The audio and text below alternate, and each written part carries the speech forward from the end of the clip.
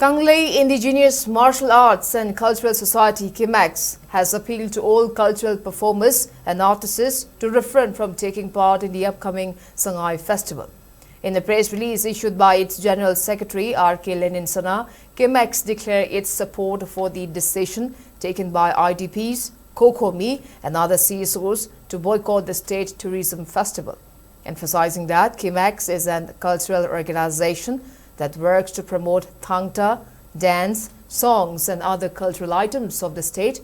The organization maintained that the Sangai festival is not an event related to religion, culture or traditions, although it provides a platform for performers to showcase their talents.